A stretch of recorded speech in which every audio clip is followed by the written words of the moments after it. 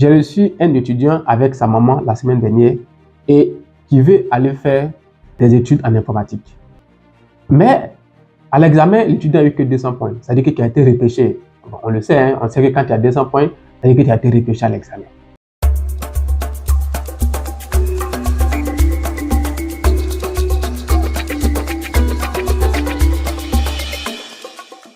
Plus besoin de me présenter. Vous savez déjà que j'accompagne les étudiants, ceux qui veulent aller étudier à l'extérieur après le bac, ou même les parents qui veulent aller travailler au Canada, en France ou aux États-Unis et qui travaillent déjà ici, qui ont une expérience. Donc ça, vous le savez déjà.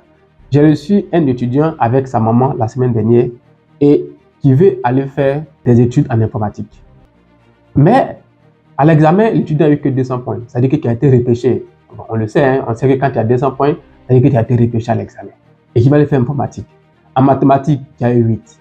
En physique, tu as eu 12. Et puis, les autres matières, il a grouillé et il a eu 200 points. Entre nous, est-ce qu'avec ça, tu peux aller faire informatique? Donc, c'est maintenant la rentrée. Pour vous qui voulez aller continuer vos études à l'extérieur après le bac, c'est dès maintenant qu'il faut commencer à travailler. Parce que les universités canadiennes, françaises ou américaines où tu vas aller étudier après ton bac, ceux-là vont regarder ton cursus depuis la classe de 3e.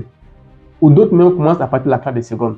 Donc, c'est dès maintenant qu'il faut commencer à travailler. Parce que si tu n'as pas une bonne moyenne en mathématiques ou en physique et que tu vas aller faire des filières scientifiques comme informatique ou bien comme architecture, ben, ça ne va pas marcher.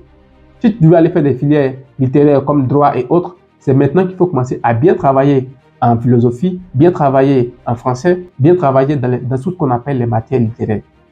Donc, si tu veux mieux t'orienter après le bac, c'est avant le bac qu'il faut bien commencer à travailler. Ce n'est pas après le bac qu'on veut faire ce qu'on veut, mais c'est avant le bac qu'on veut faire ce qu'on veut. Donc, avant le bac, en faisant ce que tu veux, vu que tu as ton emploi du temps, tu étudies quand tu veux, tu t'organises quand tu veux, c'est maintenant qu'il faut choisir ce que tu veux faire plus tard et commencer à bien travailler dans ces matières-là. Comme ça, dès que tu finis le bac, l'orientation devient très facile. Donc, ne faites pas l'erreur pour dire après le bac, je vais choisir, après le bac, je vais devenir médecin, après le bac, je vais devenir informaticien, après le bac, je vais devenir géographe. Pourtant, dans les matières spécifiques où tu dois bien travailler, tu n'as pas de bonne moyenne, tu n'as pas eu de bonnes notes à l'école. Et tu verras que à la fin, ce que tu vas vouloir devenir, tu ne pourras pas. Parce qu'on ne peut pas t'orienter dans la filière en question. Ils seront obligés de te jeter dans une grande école et dans une filière bizarre, une filière même que tu n'aimes pas. Et si tes parents n'ont pas de l'argent pour payer ta scolarité, tu es foutu. Donc, dès maintenant, si tu sais qu'après ton baccalauréat, tu vas aller à l'extérieur, dès maintenant, commence à bien choisir ce que tu veux faire et à bien travailler dans les matières spécifiques, les matières prépondérantes, dans les matières de ta filière. Si tu es en série C, si tu es en série littéraire ou bien si tu es dans un système français, il faut bien travailler en fonction de ce que tu veux faire plus tard. Ce n'est pas après le bac qu'on choisit, c'est avant le bac.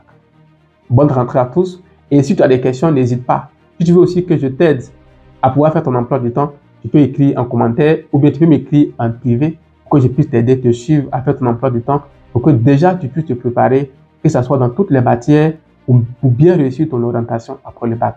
Donc, je vous attends. Si tu veux aussi que je t'accompagne pour ton projet d'études à l'extérieur, que ce soit en France, au Canada, aux États-Unis, peu importe ton pays, tu peux juste m'écrire et je vais te dire par quoi commencer et comment te préparer pour que après tes études, c'est-à-dire juste après le bac, tu puisses déjà commencer à partir.